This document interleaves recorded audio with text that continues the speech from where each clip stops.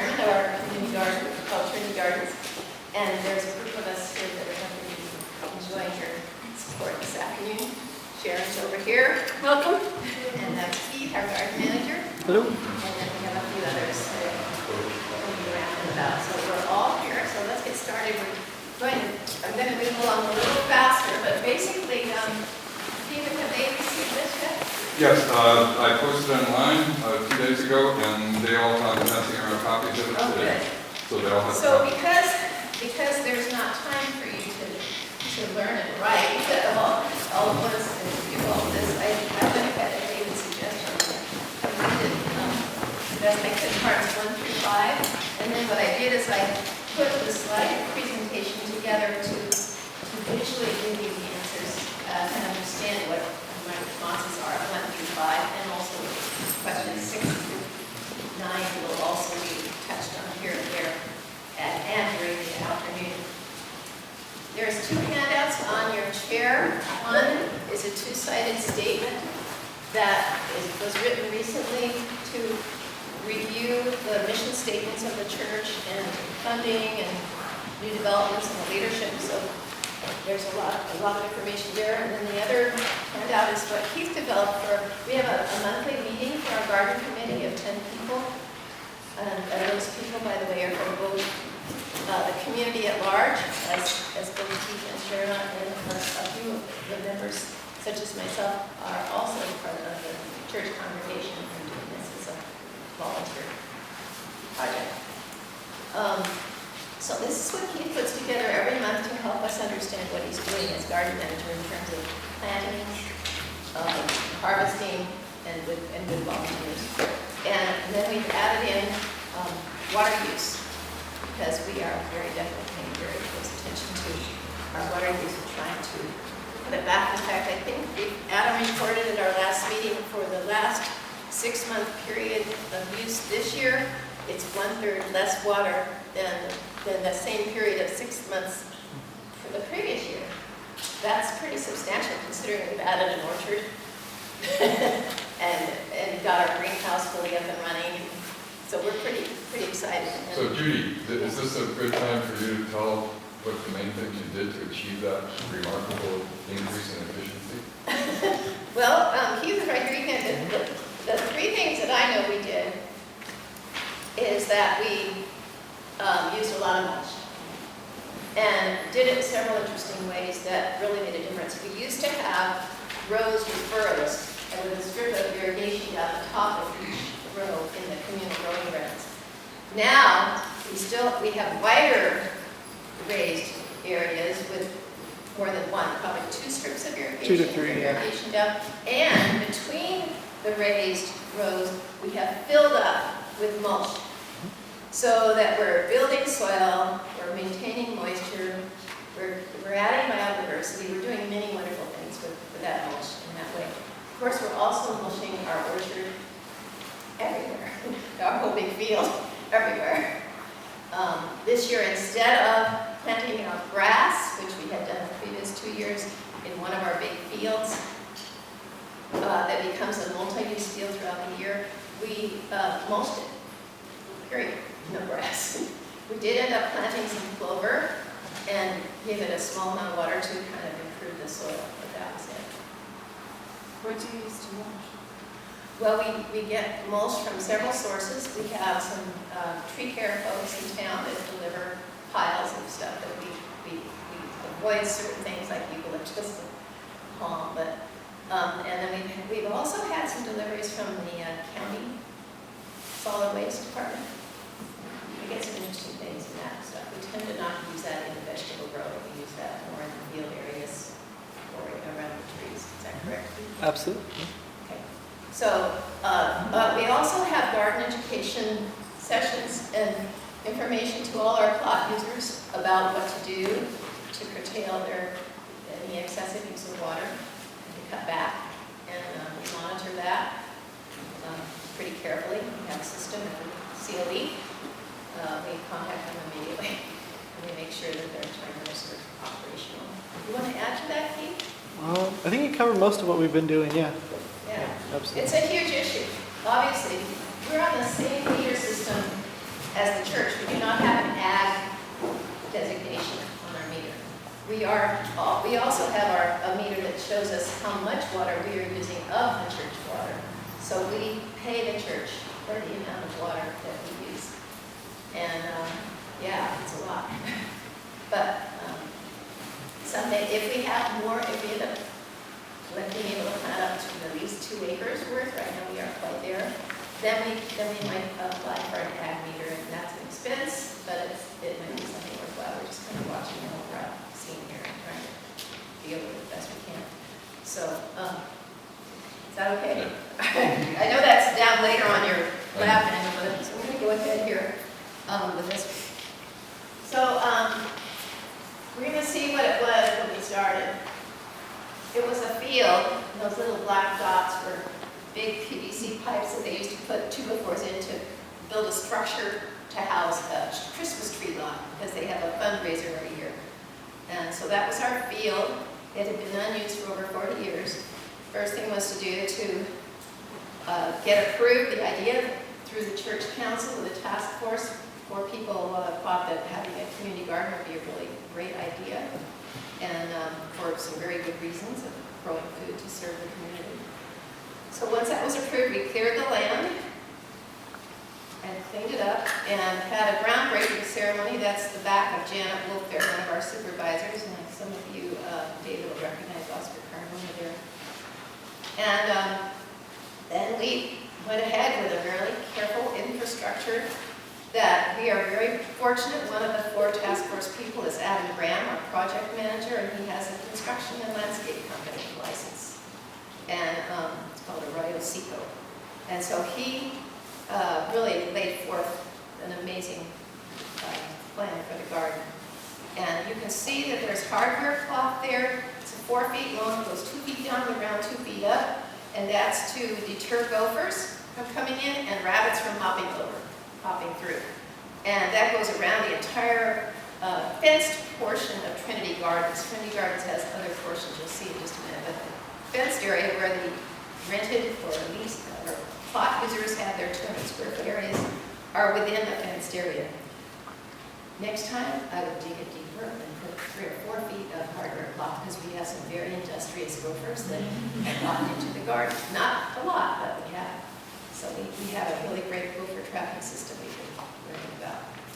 So the land was prepared, flattened, leveled, amended, and that's Adam, our project manager, on the left, and Linda, one of our committee members. She teaches the healthy cooking classes. Her son, Matt Vogel, is going to be working with you today for a community service project, and there's Sharon on the right, who will be helping with the tile project. So you can see the narrow rows that were originally laid out there. That's the very beginning. And we got away from that in recent times. And so that's the central area of this large fenced area. It's called our communal growing ground, where we grow for donation. And we harvest, we have volunteers, and we harvest every single Sunday, and we donate to various programs, like Santa Barbara Organic Soup Kitchen, Santa Barbara's Hospice Society Sarah House, and there's a women's shelter downtown called Bethel House, and that's, I think, some of that's listed in here. So those are the current places that we weekly donate, and sometimes we take it to them, but in one instance it's picked up here. And then we also provide food for camps. These are children with Keith harvesting at the summer camp, harvesting carrots. And here we go with a plot portion. These are the 200 square foot plots in their original development phase. These are 2 of our plot holders who are joyously harvesting. We were harvesting within 5 months of opening the garden. This is one of our front field areas that is not fenced. And you can see the big mulch pile there. We were weeding and mulching. This is the time that we knew that we weren't going to be planting the lawn. And those are volunteers from Denver, Colorado. They were out here, these girls. And the field is used for many community events. These are some musicians that were playing for a barbecue picnic. And another wonderful way that we have used this is a planting a Three Sisters type pumpkin patch. Last October, we had 676 children coming from 36 classrooms at schools from all over. So we planted a pumpkin patch, and it became a magical space as part of the educational field trip that we provided. It was a 2-hour field trip. And you can see, this is a Lehigh Valley teacher with her kindergartners, learning all about the life cycle of the pumpkin, the diversity of squash, and much more as one of our learning stations. Here's Sharon teaching the kids a pumpkin song about how pumpkins grow. This is a rainbow garden. It's a shaped children's garden within the fenced garden. We want to teach them about eating different colors of food. This is some of the curriculum we've got that we use to teach them about this. This picture and this curriculum was just written up in a statewide publication on outdoor experiences for children in the state of California. They are, and what's really cool here is that local farm stands donated all the different colors of food so that every one of those children and adults with them could experience a plateful of all those different colors after they learned about the benefits to their body, what helps your heart and helps your blood flow. We have songs and all kinds of stuff for that. So there they are, and we even had a carrot costume there to remind them that the carrots are good for them. Say goodbye. One of our other areas in that front field on the other side that we've developed is a sunflower house. Now you will see that, and we use it as a teaching space, and we used it to teach about seeds and seed saving. This gentleman has got a necklace of seeds from Peru, actually, to show the diversity of corn and bean and grain seeds. The next section of the garden is behind the fence heading south, and it's our orchard. These are boys from Los Fritos Boys Camp working with Matt, our community service coordinator, and they helped us plant the orchard. We had a grant with Lehigh Valley Beautiful that they got from another organization that was really instrumental in helping us purchase the trees and the amendment. And we use another area just down below the orchard. It's a huge pepper tree, and it's a wonderful, magical gathering space to reflect, to look at the beautiful view of the Crimber Peak and the mountains. And we do children's activities there. And we read them stories about nature appreciation and sustainable ways of living.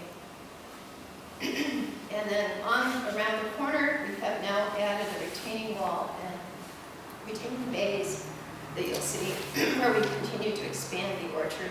We have a lot of tropical type of fruits growing on this particular side, west side. And there we have Lehigh Valley Beautiful's, their arborists that work with them, certified arborists, guiding the children in planting. And then another space we use around here is this huge parking lot at the far end by the garden. During the times when we have all these children coming, I'm telling you, they come by the busloads because it's cheaper the school district can send 3 or 4 classes at once instead of 4 separate trips. So we have a group of, I think, 3 classes of kindergartners here.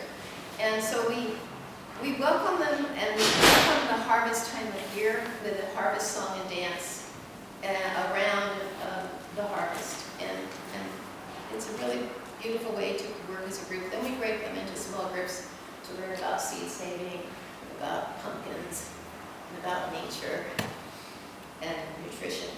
So the other aspect of how we're organized is our leadership. And there's our garden manager and 3 others. We have an intern who's a City College student in horticulture, and we actually have a stipend for her. Thanks to the church's endowment committee that is now for the 2nd year giving us this funding to be able to continue to have Andrea another year. And it means a lot to us and to Keith and our garden management, and it means a lot to her. And she's good. She's a certified master gardener. She's certified in permaculture. And she has lots of connections in the community with folks through Santa Barbara City College Horticulture Department and otherwise. So it's really great. She's brought in some other folks. So really the main vision we have is to provide food for those in need. And so this is the scene every Sunday. Harvest, organize the harvest, wash and prepare, weigh it, and you have a record of 1 month's harvest there. And here's plot user who loves to share when she gets more than she can take home. And it goes to the women's shelter or some of those other places I mentioned. And then we have people who wander into the garden who say, gee, we really love some lettuce. Could we get some lettuce from you, and we'd be glad to make a donation to the garden? And we say, that's great. And so we do that. These are some UCSB students that are, I was at UCSB for 5 years, and these gals happened to be in the sorority that I was in when I was there, and they decided to come and help. So they loved helping with the harvest, and weigh the harvest, and get it ready for pickup. And so we prepare all that harvest, and now we have an added feature which we didn't have when David brought the group 2 years ago, and that is a produce washing station. It's a certified produce washing station. It's really great, and it's all stainless steel, and we use it every single Sunday for sure when we're harvesting and any other time. And we use the old area as a teaching space. We also have a certified kitchen here behind this room that we use about every 6 weeks to teach a healthy cooking class. We call it our Garden to Table culinary series, and it's really been very popular. It also raises funds for the garden because, of course, we are totally a nonprofit, independent on donations and grants, and we get donations of materials and time. So there's what we do is we weigh it, and then these are the folks from the Santa Barbara Organic Soup Kitchen, Andrea and Anthony, and they're picking up that day's harvest of, looks like butternut squash and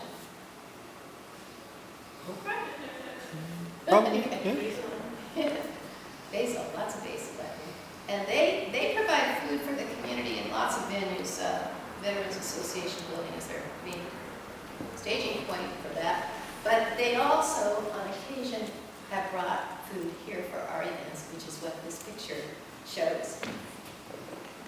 And it's just been a really good win-win for both groups. Here's Linda harvesting for a cooking class that she's teaching out of our communal growing grounds. And there we are in the kitchen, and there's Keith and Alejandro and Linda. And this instance, they were preparing hors d'oeuvres, I think, for one of our events that we invite people to come into the garden and enjoy some music and the beauty of the garden and some treats. And then usually we request a donation of $10 or something, and it's a fundraiser.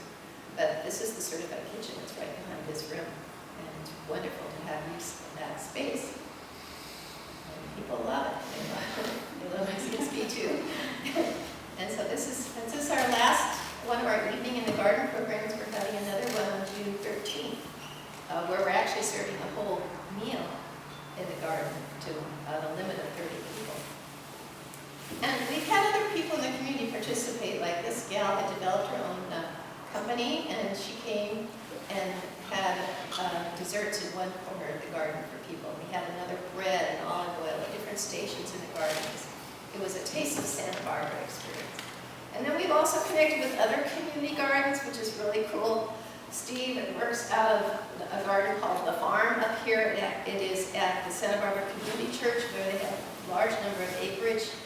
And I think at least 3 acres are cultivated. Plus, they recently installed an orchard. And they are going, I believe, to grow pumpkins for us, because we can't grow enough for the numbers of children that come. I had to go to Underwood Family Farms down in Simi Valley twice last time to get carfuls of pumpkins at a reduced rate to have for our pumpkin patch visitors. We also teach classes in horticulture, sustainable planting and growing practices. And we have a place in the garden where we can do that with tables. Yeah. And we have several different approaches to composting, and Adam is teaching a composting workshop here. We have a 4-bin system, and then we have a 5-bin system.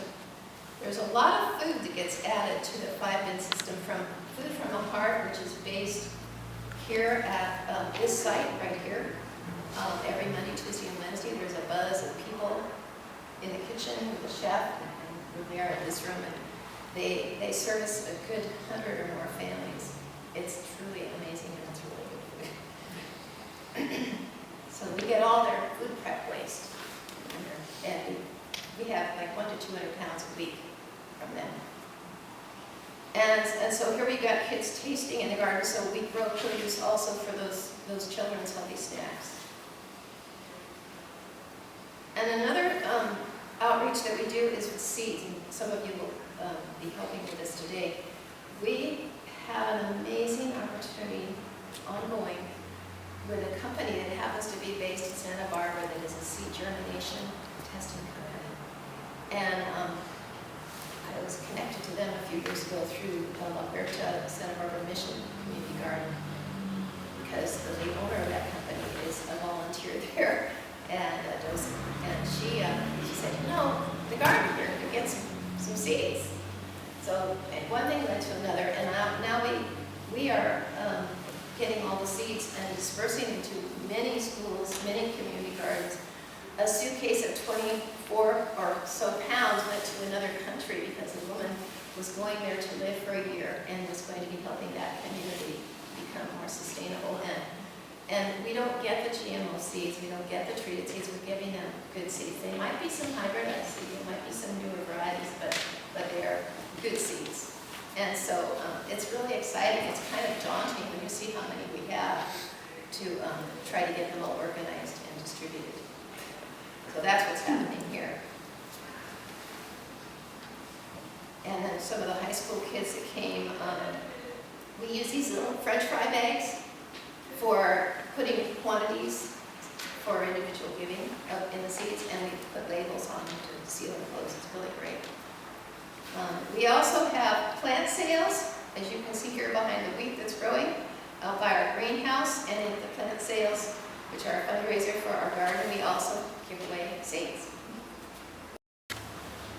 So, that was our community signboard that somebody built out of a really nice teak wood. And so Keith has just put up our latest newsletter from May. I have one if you're interested in seeing it, but I can send you the latest one as an online document if anybody's interested. But we have really great topics in our newsletters, events at the garden, events around town, plant planting tips for the season, harvest notes. Sometimes there's a special article. Like recently, one of our, actually an intern, went to Cuba for a couple of weeks and learned all about gardening and permaculture there. And wrote a great article in our May newsletter all about that. So we, and plus we're going to try some of his ideas at the garden. So we have some really nice things in our newsletters. And this is your group 2 years ago in the rain. I don't know, you remember David? It rained, it was misty. It's magical, All the isn't time. it? And 2 they years. worked diligently. There they are. So I thought this morning when it was raining, I thought, I cannot believe this. They're coming and it's raining. But I think it's kind of it doesn't matter. So that's what I had to share with you in the way of pictures to introduce you to the garden. Matt is going to lead us on a tour of the area as he also introduces the project work. And I did answer some questions in here about the future, and I think rather than take the time right now, it's better that you just look at what I said unless you have some questions based on what you read that you want to ask right now.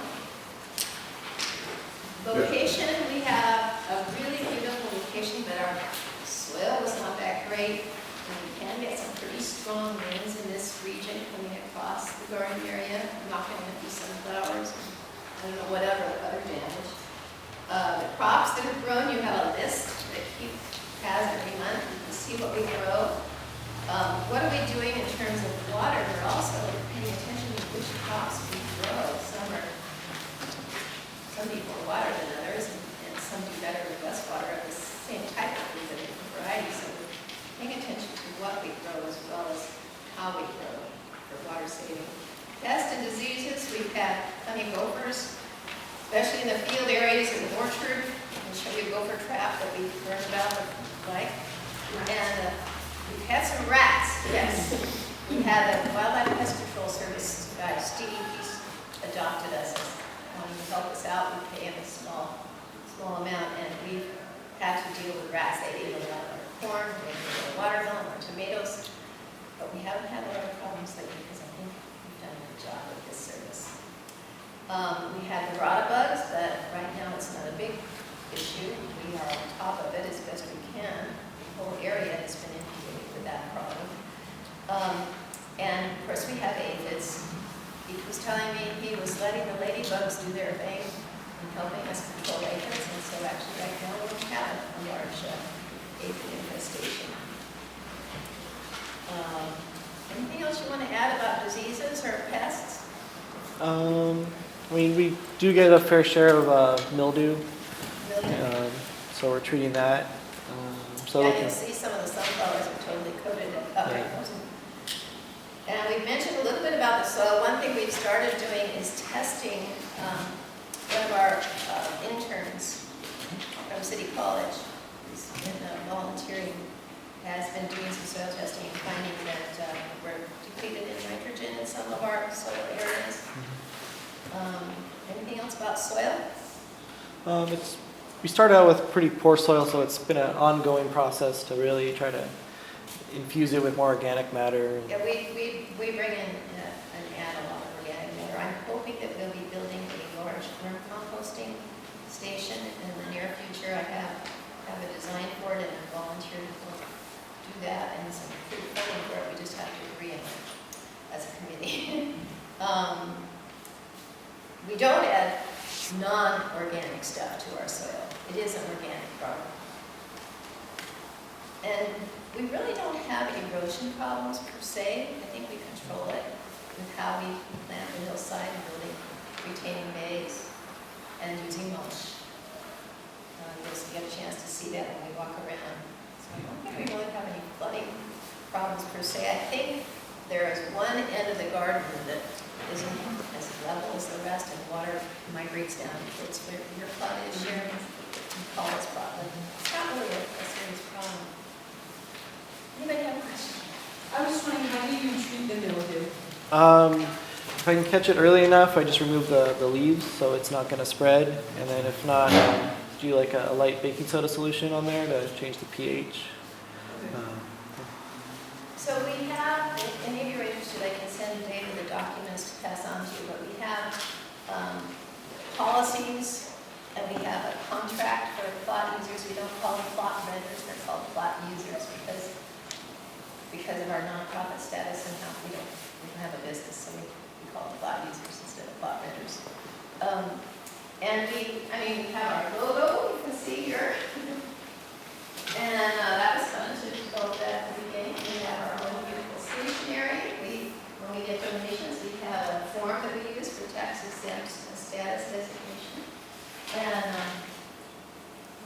we have a newsletter, and we're pretty busy in ways that you might not think of when you think about a community garden. The community gardens that I'm mostly familiar with have plots for rent. But, and maybe they have some gatherings for the plot vendors. But I think that the various things that we've embarked on here have broadened the concept of what a community garden can be, and in terms of what I really think it should or could be, and that is a hub for the community, for learning and growing and community coming together, providing seeds, starts, information,